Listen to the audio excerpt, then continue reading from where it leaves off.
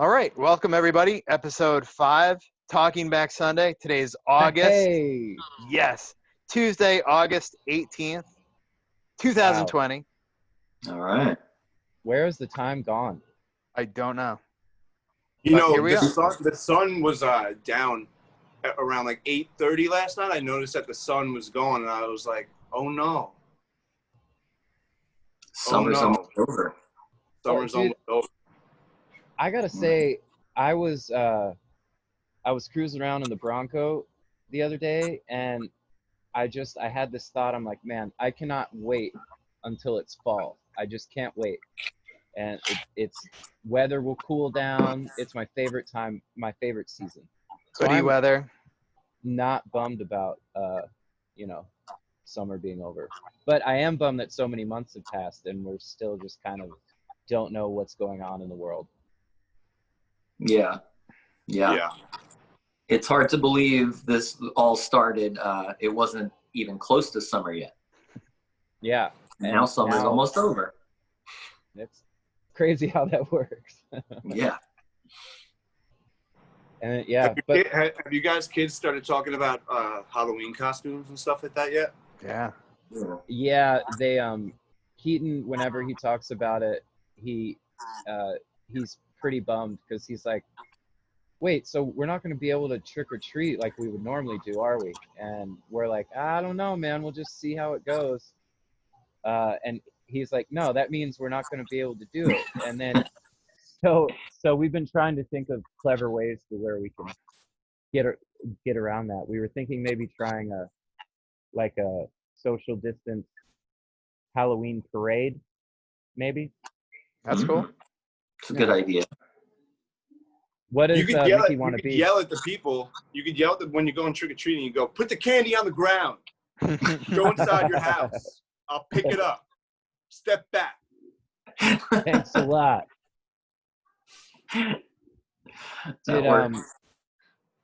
What does Mickey want to be? Mickey wants. I can't remember what Mickey wants to be. I really want him to be Elvis, but that's not gonna happen. He doesn't want to be Elvis. But He'd be a great Elvis. I know, right? He's not with Head it. of hair. Yeah, Does he even know who Elvis is? he does, but he doesn't really like. There's nothing. Yeah, that's not very fun for a little kid. No. I'll dress But Teddy up whatever as his Colonel Tom costume- Parker. His costume idea isn't nearly as good as mine. But Look, What kid, you kind could of be stupid Elvis things he or wants? a Ninja Turtle. what about you guys? Any cool ones? Are you guys gonna dress up? I'm I don't gonna I might put jeans on, and That's cool. because I haven't put jeans on since March.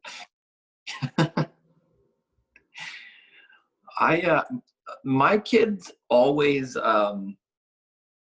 change their Halloween costume ideas like every few weeks leading up to Halloween, and then like a week before Halloween change it again. So I never really commit to anything.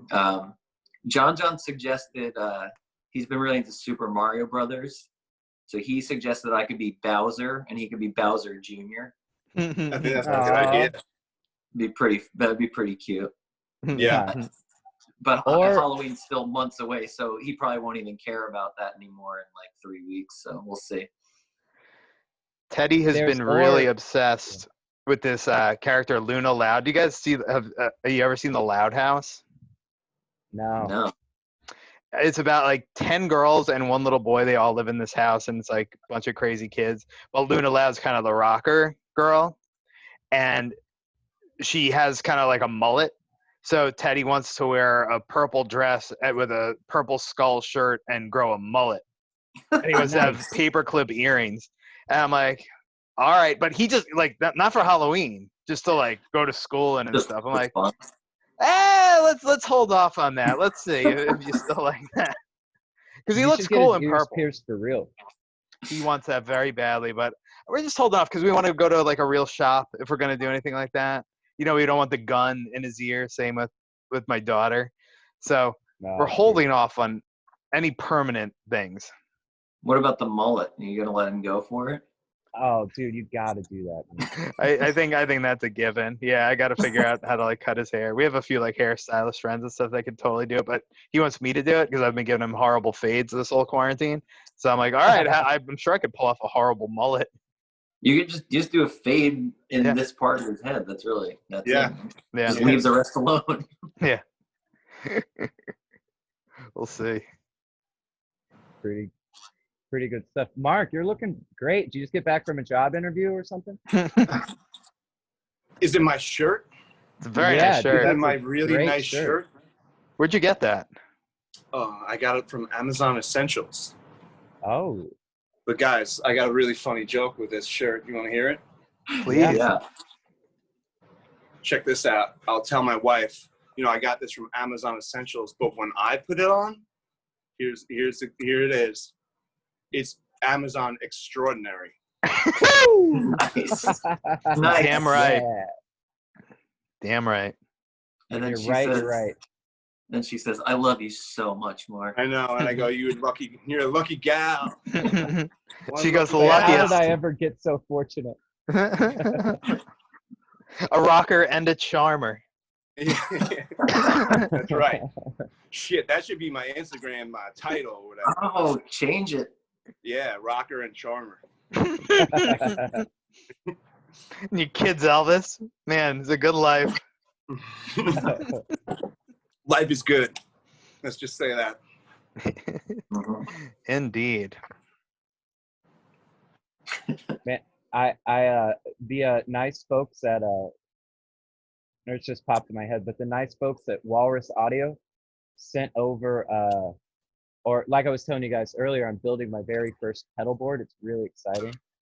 And so I was looking into their Phoenix power supply, and they sent over this overdrive pedal that they have called Ages, and that thing is incredible. So it got me thinking about distorted ukulele, and I think I'm dialing in a real sick distorted ukulele tone with the Ages overdrive pedal by Walrus Audio. And so you guys, I can't wait to share it with you. I didn't know you had a uke over there. Yeah. I when I first started losing my mind, like back in late March or April, I ordered one from Fender, and then I would just wander around the house with it, and I hadn't played it in a few weeks, but I just got it back out the other day, and it is just hours of fun. Nice. You know what? I meant to send you guys this video. My parents were listening to when we were talking about distorted ukulele. My mom found this video of this kid on America's Got Talent. This little kid, he looks like, I forget how old he is. He looks like he must be like 9 or 10, but he plays ukulele and like shreds on it with distortion, like doing like crazy, like Hendrix style, like guitar playing, but on a ukulele. So he kind of beat us to it. I thought for sure we were the first people to think about that. Yeah, but not. Alas. Yeah, I got to send you guys the video though. It's really crazy. Like he shreds. It's Yo, we should get him we should feature him on our distorted ukulele song. We should. Yeah, get him to just pop up and do a guitar solo. Yeah, he could totally rip a solo. I was thinking we might get Slash on the next record, but man, I'll take that kid. Mm-hmm. Yeah. Maybe we could do both. Yeah. Maybe they could go back and forth. They could duel. Oh, dueling solos. You know, It there's can't not hurt enough to ask. dueling solos anymore. Mm-hmm. This next record is really shaping up to be something with everything we've talked about so far. And the fine listeners of this awesome podcast get to hear it first. This is the kind of access you get. Oh. It's actually a great album title. What's that? Distorted Ukulele. Duh. Duh. Sean. Sorry. So did we get any cool questions? We got some great ones, man. Like, it's really cool that people are so thoughtful with all the questions and the time they take. Like, it's clear they didn't just, where'd you get the band name kind of stuff. So we're getting really, really good ones. Again, if you want to send us a question, it's takingbacksundaypod@gmail.com. So our first question comes from Chris. He said, "Hey guys, would you consider doing a tour based on a new album similar to what was done with Tidal Wave? I've been to so many TBS shows over the years, my first being in 2003 with Breaking Pangea at the 930 Club in DC, but I have to say that the Tidal Wave show was my ultimate favorite TBS show. The show was very intimate, but hearing the album first was similar to seeing a great movie in the theater and making it more special and personal, especially as time goes on. Thank you guys so much for continuing to put out amazing music, and I look forward to so much more." Awesome question, Oh, Chris. man, yeah. Also, thanks for saying that, Chris, because we that is what we hoped people would experience when they came to see that show. So that makes me happy to hear. But that, like, I think for us, like, that doing, like, presenting a full album like that, that just feels like the right way to do it to me, because you're presenting it in the way that you intended people to hear it, you know, and also it's really rewarding, I think, just for us, because we you know, nobody really knows the songs yet, so you like you get to really spend time with them, and as we're rehearsing and then playing them every night. You know what's you know, what would be a crazy thing? I don't know if we could pull it off, but you know, like, bands have gone on to do like what we did on the Tidal Wave tour, but they did it while they were still writing the album. So they do like a set of like the songs that are going to be on the album, but they're like still working them out. That would be interesting. Yeah, would that too would probably, yeah, it'd be like workshopping the song. That's a pretty good idea. I would imagine if you go into the studio after doing a whole tour like that, you have a different perspective on the songs than you would otherwise. Yeah, totally. And if it's not fully recorded yet, like, you know, like playing them live, that's when you really start to know the songs and feel comfortable with them and everything like that. And yeah, you add that flavor. I feel like you trim the fat too.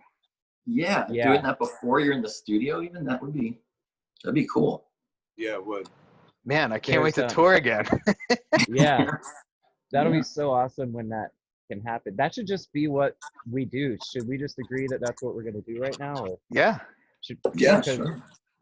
Because it's like, because I almost feel like we could do the rounds of demoing and all that, and then go out. Because even on that Tidal Wave tour, man, like, there were some songs to where, like, towards like halfway through the tour, I would realize, like, oh, why didn't I sing this part like I'm singing it now? Yeah. You know, like I would start to realize those. Like, it's one of those woulda, coulda, shoulda moments, you know? Yeah. Well, yeah, you don't know the song as well yet. Yeah. Until you start doing that.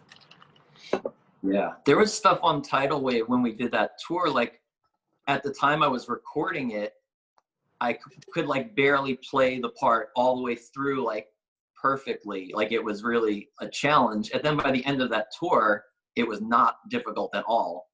So, like, it would have been a totally different experience to go into the studio with, like, oh yeah, I know how to play this part, and not like, oh my God, I hope I get this take right. Like, I gotta try my best. I hope I get it right. Or like, yeah, and not only would that added confidence make for a better recorded performance, but it would also be more efficient in this use of time in the studio. Very true. Yeah, very true. That helps with the budgets. Sure does. Yeah, in this economy. Yeah, you never know. That's right. Fucking De Blasio. Yeah, De Blasio. Guy. You know, I saw people call him DeBozio, No. Bros, yeah. Oh, Whoa. Nice. Yeah, I thought that was Oh, very, very funny. That's a little. That's That's a a little good one. harsh, I think. It's very, very harsh. That probably hurts his feelings. Yeah, because he's a bozo. Yeah. Just Oof. saying. now I get it. The Now I bozio. get it. See, I didn't get it at first, but now that you said it, I get it. Yeah, man. That would be very hurtful if anyone said that kind of thing about me. That's why I'm not running for public office. Can take it. Thin skin. But moving on. Another great one. This one is from Jonathan. He says, as a concert band player in high school, I fell in love with non-standard time signatures like 3/4 and 6/8. I love hearing these in modern music like Psycho from Breaking Benjamin and American Football. When I listen to Beat Up Car, it has that sort of feel to it. And I was wondering if you guys did that intentionally. Also, do you have any other songs with similar time signatures that I missed? Side note, Mark, I love the drums that close out Tidal Wave. I'll Find a Way to Make It What You Want is just an excellent closer with a beautiful build-up and release that I can't get enough of. Jonathan. Awesome. Thank you, Jonathan. Thank you, Nice. Jonathan. That's really nice.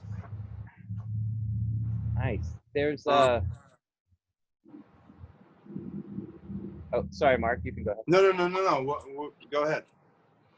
Or I was just thinking of other songs that we have in 3/4, and I was going to name them, but I figured you might have something more interesting to say. Well, to no, I answer mean, his I question. was gonna say that too. Like Ghostman on Third is in 3/4. Mm-hmm. Flicker Fate. Photograph. Yeah. What else? Wasn't there something on New Again where it's like really weird time signature? 7 and 7, right? Yeah, the everything was moving so fast. Oh, Catholic Knees. That one's in 7. But Mark is playing in 4, but the riff is in 7. Oh, weird. Yeah. That happens in Decade Under the Influence too. In the right before the bridge, it's like it like flip flops from 4 and I think 6. I'll have to go back and listen to it. Yeah, writing in 3 or 4 is probably the easiest for rock music, the most translatable, the most accessible. Yeah, when we were just in the studio right before the pandemic and all that, like you guys were talking earlier, John had an idea, and then Mark suggested changing it to 3/4, and we did, and we liked it better. Yeah, and that was weird too, because there's melody and words, and then like the phrasing has to be switched for it to work from 4/4 to 3/4, and I thought it would make it weird, but it actually made it better. Yeah. So just goes to show you. It was interesting, watching you. You're like, I could try it, and then you're trying it, and then you're doing it in your head, and then you can see like you being like, and then it's clicking. Yeah, and then that was kind of cool how that just fell in like that. Yeah, it's nice. It's cool and something that you didn't. I mean, like I never would have thought of that to try that on my own, and that's one of the cool things about being in a band. You have an idea, and then someone else says, "Hey, here's something that you wouldn't have thought of. Why don't you try that?" And that was I feel like the most fun writing session we've ever had. For me, anyway. I really I felt like every song was really good. If it wasn't so good, and there was a song no one was being, like we're like, let's just skip over. Like it was, I don't know, it was just like the best one that we've ever had. Are you saying we're maturing? I think so. It's It only took 20 years. Yeah. See, you say that, Mark, but for me, I'm a little disappointed we didn't spend half of the time arguing. Next time. Next time. First thing, I'm gonna go in there with a real shit attitude. Start picking fights. Let's all get trashed the night before, so we're all hungover and grouchy before we get to work. Feel and look like shit. Play like shit. Make sure we go extra early into the studio too, just for the torture. Yeah, we'll stay up to like 4 or 4:30, but then we'll have to be in the studio at like 9. Yeah. Good idea. Good plan. Oh, the hits are coming. Be the crankiest record we've ever made. Oh man, that's how I was feeling all week. I had to pull myself out of it. Just cranky. I think I was dehydrated. Just needed some water. Yeah, I needed some water and some rest. I wasn't so cranky anymore. But like sometimes everyone talks to you at the same time in your house, and you can't. And then you're trying to make a point, especially with two kids that talk so much. That's just all the time. Yeah, and you have an extra kid who just started talking beautifully. There's something else that makes me cranky along those same lines is I think we're all past the point of actually listening to one another. Yeah. So it's like they're just it's like I've found that there's times to where I'll be talking and then I'll just stop mid-sentence and nobody will notice. And I'll go on, please, there's more. Yeah, and I'll be like, well, I guess that conversation didn't need to happen. Okay. Oh man. It's a fun thing. You should try it out. Well, I just have to sometimes. Like the kids will be talking so much, and I'll be talking about like very important information about the kids going back to school and the numbers of the COVID rate and stuff here in New York and whatever. And then I was just, okay, I was like halfway through that thought, and I don't even remember what I was saying. I've gotten so distracted. I was just off in the ether. Like, I've kind of been having the same conversation anyway for the last 3 months, so it's not so bad. At this point, you gotta just end every conversation in the middle with you get the idea. Yeah. That's true. Jamie does. She gets it. I don't even say that. I just stop. Just a hard stop. And then just see if anyone notices. And they don't. Oh, man. We got to get back to work. This is unhealthy. Seriously. That would be nice. Well, we got another nice question from our friend Shanna. We asked a question, I think, in week 2. But this one was fun. She said, "Hi, I hope it's okay that I'm asking another question. I thought this one would be interesting. How old were each of you when you got your first tattoo? What was it? And do you still like it? I was 19 for mine. It was a cool trend in the early 2000s for all the emo kids to get a nautical star on each hip. I only got one done as I was scared, it being my first tattoo. I went to the cheapest shop and it looked like shit. I got it covered when I was around 27. How embarrassing. Thanks for reading this." Thanks, Shanna. That's fun.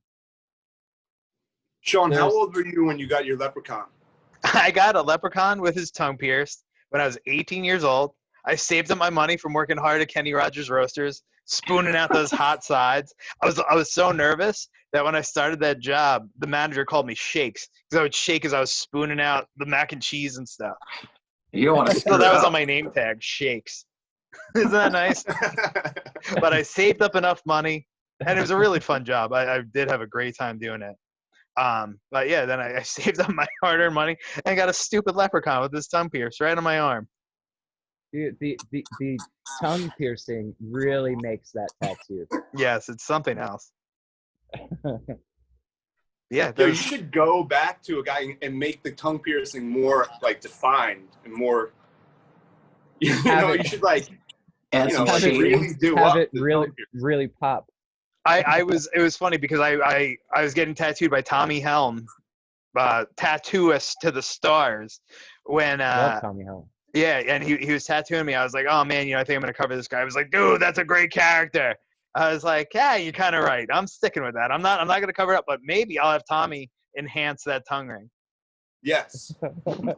Yes. Yeah. Have it go all the way down my arm. That makes me so happy. I, Oh, yeah, I that's gotta really give funny. it to So you for keeping that. dude, I I hope to God that you do that, because that shit would be the funniest. Yeah, it ruined my life, but it'd be funny to you. Yeah. Yep. But no, I'm keeping it around. I got plenty of crap around it now, so Yeah. whatever. Lessons learned, and I remember that time. I was such a wacky guy back then that it fits. It's a healthy reminder to not be that guy anymore. Oh, man. And I was also 18 when I got my first tattoo, and it was like a Sacred Heart that's kind of like at the base of my neck, and it actually does have some nautical stars around it, so that does date that tattoo very well. Nice. But I was so nervous about getting it, and like I'm pretty sure I passed out like halfway through it. Wow. Damn. Yeah. I also passed out when I got my tongue, because I got my tongue pierced when I was like 15, and I passed out then too. Yeah. What happens when you pass out? Do they just like wait for you to wake up, or they call an ambulance, or what? No, like I just think it's because no, they just kind of waited for me to wake up, because it's just like I got myself so worked up about it, you know, and I probably like my diet, like I probably wasn't eating, you know, all that stuff. Maybe just Blood really sugar was tired. low. Yeah, I was just working so hard at the boat yard that I was just super sleepy. Man, when I was 20, I think, when I got the heart. I got a heart on the inside right here. Right. Did Tommy do that? Tommy did do it. And on the way home, I just remember thinking, my mom is going to kill me. She's going to kill me. What did I do? That just stopped happening to me about a year ago.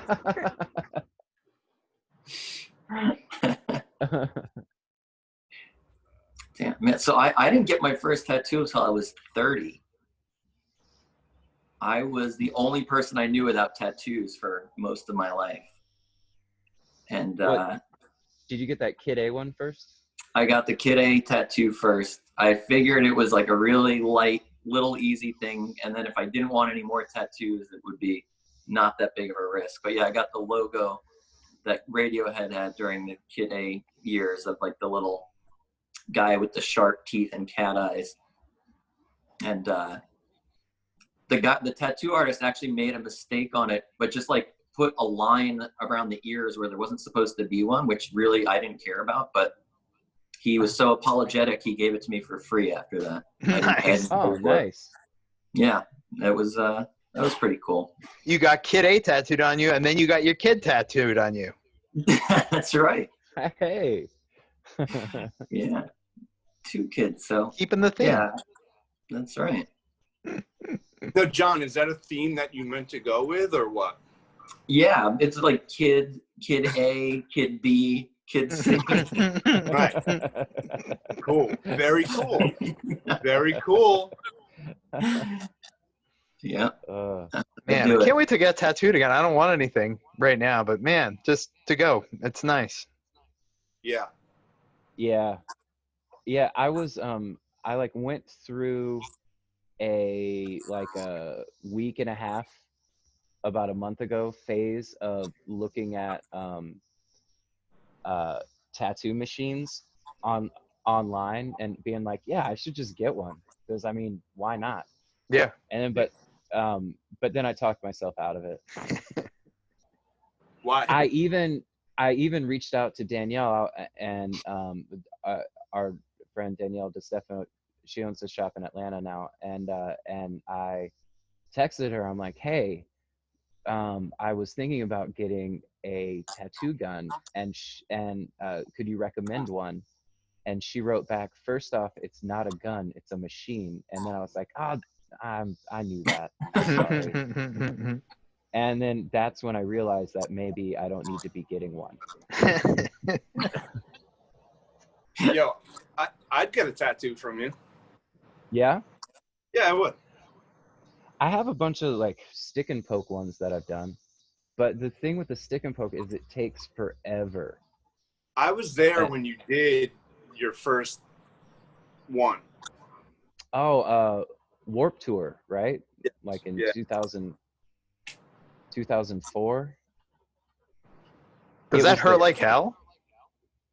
No, it's not bad. Especially if you're doing it like yourself, you know, because you know what's coming.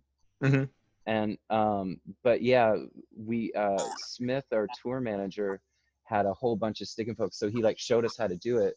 And then it was like the From Autumn to Ashes guys and myself and Eric Tobin, and we all gave each other, I think Rai Rai has one, but we all gave each other a quiet face, which is just like a smiley face, but rather than the smile, it has like a line. But yeah, I gave myself a Tom Petty and the Heartbreakers tattoo. Nice. But like a portrait of the band. Yeah, dude, it took so long. But and it's weird because it's like the whole inside of my left thigh. So like anytime, I just didn't really think too hard about it, like for the future, because now anytime, you know, like I'm in the shower and it comes time to clean that part of my body, there they are, all Tom Petty and the Heartbreakers in all their glory. But yeah, like total, it probably took about 20 hours. It was so long. Wow, I've never well, seen it's that. worth it. Yeah, I'll have to show you guys next time we can get together again. You know, recently, I can't remember who said it to me, but it was like a week ago, and someone was like, "Oh, nice boat tattoo," and I was like, "I don't have a boat tattoo," but turns out they were right and I was wrong. What I do, and it's in the back of my leg. I just haven't seen it. I looked at the back of my leg. I was like, "Oh shit, you're right." Thank you. It is nice. Thank you. That's amazing. Yeah. Why did you remember why you got it to begin with?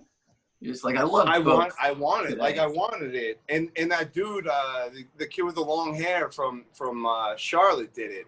I can't remember his name. Evan. Oh, Evan? Right, Evan. And he did a good job. I just completely forgot about it. Evan did the magnolia that I have on my arm too. Nice. He lives in Hawaii now. Ooh. Really? Yeah. And he actually did my Yankee tattoo. Nice. Yeah. Not as That's sick gotta be as nice. John's Mets tattoo, I'll tell you that. Your Yankee tattoo worked out better. It did. I lucked out in that situation. You waited for the right time to get your Yankee tattoo. 5 o'clock That's the in the whole morning. problem. You didn't wait for the right time. I thought 5 o'clock in the morning when I was hammered drunk was a good time to get a Mets tattoo on my arm. I did too. Turns out I was wrong. It was not. It was the wrong time. Man. Hey, your arm looks That's great probably- now. Yeah. Yeah, that led to this beautiful piece of art on my arm.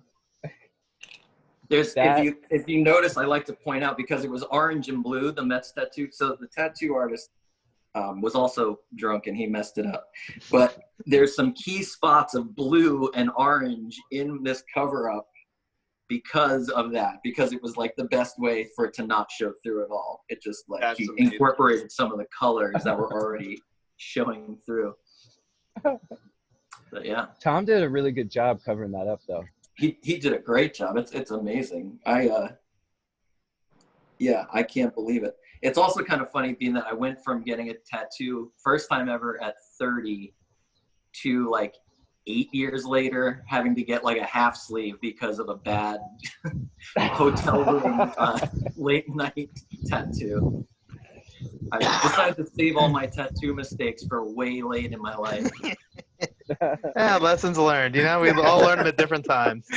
Dude, yo, when that happened, I kept on like on the flight home, I kept on picturing you going home and be like, Camille, I need you. Check it out.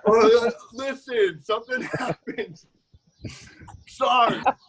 Yeah, I did that over the phone first, which was not fun. She was so bummed. Yeah. As Dude, well like, she should. I remember at first like trying to make a joke about it at your house, and she didn't even want to talk about it. She was so upset. Yeah. It was too soon. Yeah. Too soon to joke.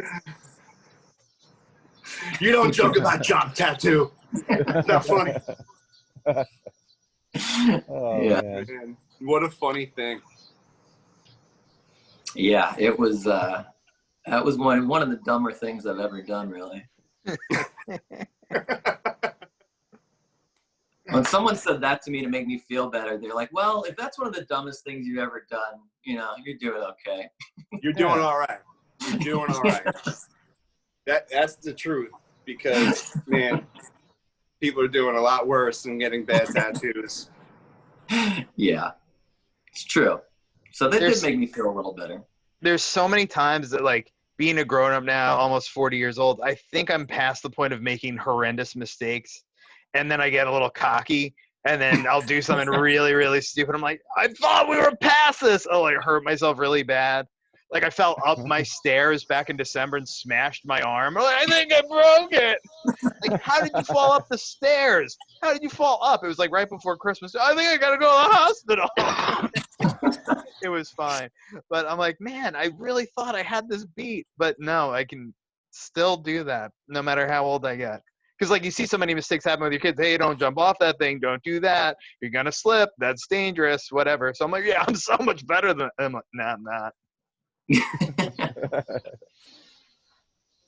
That's a good life lesson. You're never too old to make horrible mistakes. Ruin your life. Yeah. Oh, That is the truth. but I think it's a good note to end on, right? Yeah. Ruining your life with mistakes. But Some words of wisdom from JT Nolan. yeah, you live, you learn. But keep sending your questions, takingbacksundaypod@gmail.com. So many good questions to sort through. If we haven't gotten to your question yet, we might, if it was good. But yeah, keep sending them in, and we'll be back next week, I assume, right? I don't see why not. Yeah, I don't have anything. Well, I mean, there's a lot going on, but I'm not going anywhere. So yeah. Cool. Samesies. Okay. All right, Hey, guys. listen, guys, do me a favor. Show up with a nice shirt next time, huh? Nice Have shirt. a little pride. Okay. Guys. Look Okay. good, Deal. like me. All right, it's a deal. Just could you send me a text to remind me? We should all wear suits sometime. Why not? Got to wear those Christmas suits again somehow. Just getting dusty in my closet. And good money on those things. We'll do that over the holidays. Yeah. We're still stuck like this. God. Oh, All right. All All right. right, cool. next week. Tune in next week. Fancy shirt week coming your way. That's Buckle gonna up. raise our subscribers Nice. Oh, it's going to be nuts. through the roof. All right, till next week, guys. Bye-bye. Bye bye now. Bye bye.